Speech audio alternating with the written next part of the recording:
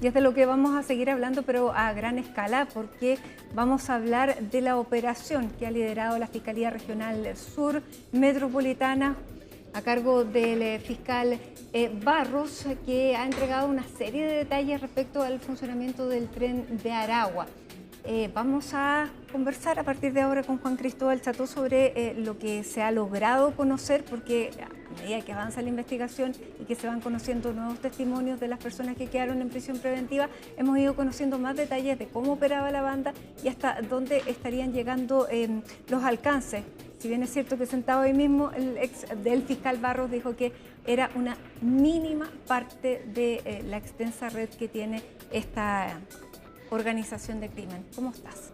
¿Cómo estás, Matilde? Muy buenas tardes. Sí, esta es una operación, tú bien lo decías, es conocido como la Operación Tokio, que se llevó a cabo durante la semana pasada y que llegó derechamente a desbaratar una red de lavado de activos del Tren de Aragua, pero no solo eso, sino también una red derechamente dedicada a la trata de personas, a el tráfico de drogas y también a la extorsión de lo que se conoce como la vida nocturna, por decirlo de alguna forma, en Santiago, en particular enfocada en el barrio Bellavista. De hecho, son varios los factores que se han conocido durante los últimos días que llaman mucho la atención, como por ejemplo el hecho de que esta es una investigación que no nace derechamente de un reporte de un banco o de la unidad de análisis financiero, sino más bien de un hallazgo casi fortuito en el sitio del suceso de un crimen que conmocionó a la opinión pública durante el año 2024, que es el quíntuple homicidio ocurrido en una parcela de la comuna de Lampa el año 2024. Fue ahí donde se encontró el teléfono celular de una persona llamada Bárbara Hernández, conocida coloquialmente como Barbie, que se descubre en este teléfono a través de diferentes pericias este sistema bajo el cual el Tren de Aragua se apropiaba de ciertos eventos nocturnos, derechamente extorsionaban a dueños de locales de discos, de bares en el barrio Bellavista y otros sectores de Santiago, les cobraban una cuota a cambio de seguridad, incluso los amenazaban en el caso de que no pagaran estos fondos con posibles balaceras o incluso lanzamiento de granadas. Se hablaba en un momento a distintos locales y lo que se sospecha es que habría sido eso lo que ocurrió en esta fiesta de la comuna de Lampa. Derechamente habría sido un evento que no pagó la cuota. De hecho, mencionaba el propio fiscal Barros aquí en Hoy es Noticia este lunes que esto se iba a hacer originalmente en la comuna de San Ramón. Era un evento que estaba planificado en otro lugar y que posteriormente se trasladó a la comuna de Lampa después de que la casa de la persona que estaba organizando esta fiesta en San Ramón recibió al menos 12 disparos por no querer precisamente pagar esta cuota. Termina acribilla, ahí no hubo víctimas. Sí lo hubo después, posteriormente, se hacía en la comuna de Lampa, claro, donde se traslada finalmente esta fiesta y lo que se apunta, lo que se sospecha es que habría sido precisamente un evento que no pagó el vacunazo, como se le llamaba coloquialmente, que es estas cuotas que podrían ir desde los 250.000 hasta el millón de pesos, solamente para tener la autorización, por decirlo de alguna forma, del Tren de Aragua para realizar una fiesta sin tener que caer en estas amenazas o sin tener que sufrir precisamente las consecuencias de estas amenazas del Tren de Aragua. Ahí, analizando esta red de extorsión y distintos delitos como el tráfico de drogas, es que se descubre un entramado muy sofisticado, por cierto, apuntan desde el Ministerio Público, bajo el cual el Tren de Aragua lavaba el dinero no solamente de estas extorsiones, sino que también de probablemente distintos delitos. Se ha hablado del contrabando de vehículos hacia otros países de la región, también del tráfico de drogas, del ejercicio del comercio sexual ilegal, por supuesto, en estas fiestas y también el tráfico de drogas, llegando a lavar cerca de 75.000 millones de pesos a través de estos distintos mecanismos. Nosotros lo decíamos también, esto no se descubrió debido a un reporte de un banco ni a la unidad de análisis financiero, conocida también como la UAF, sino que por este hallazgo fortuito prácticamente de este teléfono que apareció en el sitio del suceso. Lo comentó, derechamente. Sí, eso, tal cual. Lo comentó lo dijo. Durante esta entrevista del lunes el fiscal Héctor Barros. Los invito a que pasemos a revisar precisamente esa parte de la conversación. Aquí hay dos fases. Una que tiene que ver con los reportes de operaciones sospechosas que tienen que hacer los bancos y que en este caso existieron, para ser justo. Y en segundo lugar, tiene que ver... ¿Y qué se reportó en los bancos? ¿Se reportó la cantidad de cuentas o los montos? Se reportaron personas y se reportaron sociedades y se reportaron montos que pasaban por las cuentas de esas sociedades y de esas personas. Esa información va a la unidad de análisis financiero. Yo cuando le solicito la información a la unidad de análisis financiero, a mí me remite la información con todas las operaciones sospechosas que que se reportan a propósito de los blancos que yo le pido que me informen y de otros que también se habían informado anteriormente. Ya, le sirve de insumo, pero no es que haya surgido la investigación, la alerta claramente fue por otro lado. Es que en este caso en particular nosotros no partimos por una alerta, lo que nosotros partimos fue por la organización misma.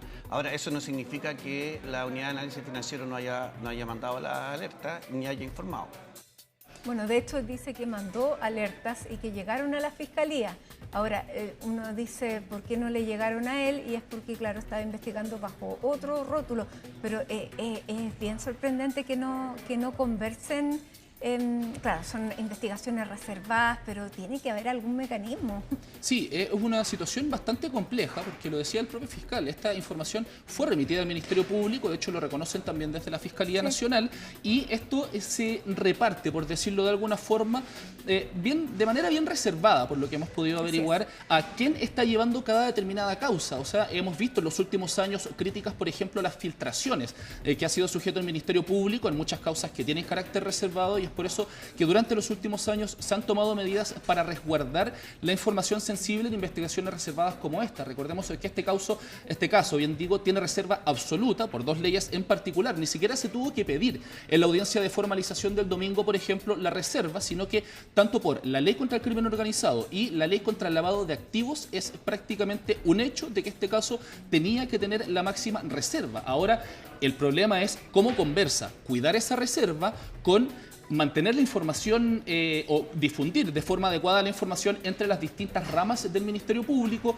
para poder ser prolíficos, por decirlo de alguna forma, o prolijos en el desarrollo de estas investigaciones, porque esto es algo que ha sido cuestionado. Recordemos que cuando se dio a conocer este operativo, desde el Banco Santander rápidamente salieron a aclarar de que ellos habían hecho los reportes de operación sospechosa a la unidad de análisis financiero, y durante el día de ayer, a través de una publicación del medio CIPER, subimos que la UAF también comunicó oportunamente estos reportes de información al Ministerio Público, incluso antes de que ocurriera el quíntuple homicidio en la comuna de Lampa. Esto ha llevado entonces a varios cuestionamientos sobre la eficiencia de cómo comparten información estas distintas ramas, tanto de las policías como del Ministerio Público. En cuanto a esta información que se dio a conocer por CIPER durante el día de ayer, el Ministerio Público emitió un comunicado que vamos a revisar a continuación en una gráfica donde dice: la información contenida en dichos informes fue efectivamente utilizada en investigaciones relacionadas con el financiamiento y las estructuras patrimoniales de organizaciones criminales, incluyendo causas vinculadas al Tren de Aragua. Ya, y otra parte, no estas, sino que otras. Sí, hubo otras investigaciones que se pudieron alimentar con esta información, y también dicen: no resulta efectivo sostener que los antecedentes remitidos por la UAF no hayan sido objeto de análisis o no hayan generado actuaciones investigativas. Por el contrario, dicha información ha sido incorporada y utilizada en diversas investigaciones que han derivado en formalizaciones, medidas cautelares, condenas por lavado de activos, cooperación internacional y procedimientos de persecución patrimonial tanto en Chile como el extranjero. Es decir, el Ministerio Público descarta que esta información no haya sido utilizada con celeridad y que sí han llevado a otras causas. Hubo, por ejemplo, una causa conocida el año pasado donde también se desbarató un importante brazo operativo financiero del Tren de Aragua, y dicen que parte de esa información que llevó a esa causa y a esa formalización también son datos que fueron entregados por la unidad de análisis financiero. Ahora, volvamos un poco a la estructura, a cómo funciona esto y por qué estamos hablando de los bancos en particular. Porque esta era una estructura que, según el Ministerio Público, tenía 4 fases o 4 etapas, por decirlo de alguna forma. Primero, los recaudadores, quienes son las personas, como por ejemplo el rol que cumplía Bárbara Hernández, la persona que se le encontró el celular en Lampa. Estas personas tenían la función de ir a las fiestas, recolectar este dinero, mayoritariamente de extorsión, pero también de tráfico de drogas y del comercio sexual en estas fiestas, y posteriormente este dinero pasaba a una segunda cúpula, por decirlo de alguna forma, quienes tenían el rol de bancarizar este dinero. Se recibía muchas veces en efectivo y posteriormente se ingresaba a cuentas que eran facilitadas por lo que se conoce como los prestacuentas. Y aquí es donde entran los ejecutivos bancarios. Hay dos en particular: José Pérez Asensio, ciudadano venezolano que era ejecutivo del Banco Santander desde el año 2019, y también Rosana Blanco, una funcionaria externa pero que trabajaba para el Banco Estado y que cumplía funciones similares.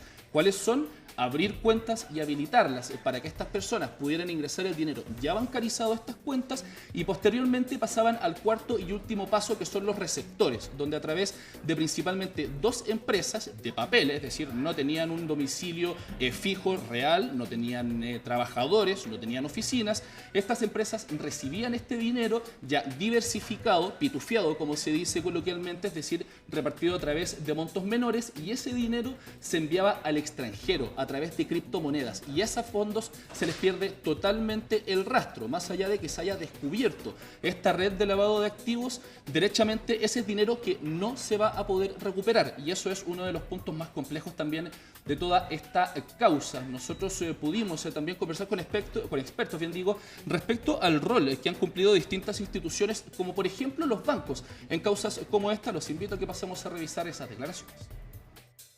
La existencia de dos ejecutivos bancarios vinculados a la operación Tokio como imputados, y también otro más vinculado al clan Chen, también un ejecutivo bancario, da cuenta que efectivamente las organizaciones criminales, tal como consiguen para su funcionamiento a veces a funcionarios públicos, policía, gente de aduana, en fin, para facilitar sus negocios, están también poniendo sus ojos en empresas privadas, ¿no? Bancos, notarías u otras organizaciones que pueden facilitar su actividad criminal.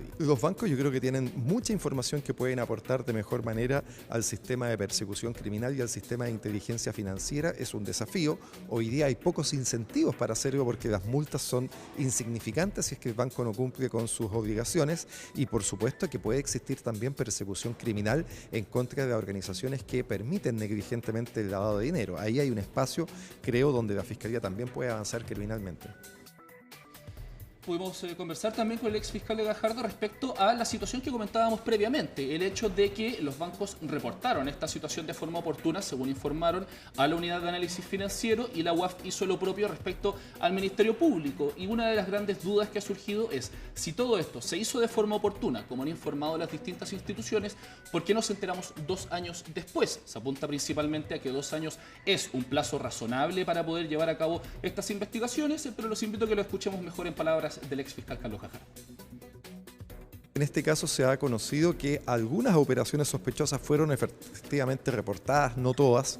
Parte de esas operaciones fueron también analizadas por la UAF e informadas al Ministerio Público, y desde la Fiscalía se ha dicho que con esa información se han hecho diversas diligencias, entre ellas algunas que explotaron el año pasado, también vinculadas a financiamiento del Tren de Aragua. Es decir, el sistema demuestra que efectivamente funciona, pero por supuesto puede ser mejorado. Yo diría que son plazos relativamente razonables de investigación, pueden ser por supuesto menores y uno esperaría que hacia allá se avanzara, pero las investigaciones criminales, salvo cuando hay flagrancia, toman tiempo de investigación para intentar determinar quiénes son todos los involucrados en un hecho. Así que no me llama especialmente la atención el lapso de 2 años, pero por supuesto, y eso lo ha reclamado la Fiscalía, podríamos tener mecanismos en que esto funcionara más rápido. Parte entonces de lo que ha sido esta causa. Ya lleva 2 años en investigación y se encuentra formalizada recién desde este pasado domingo.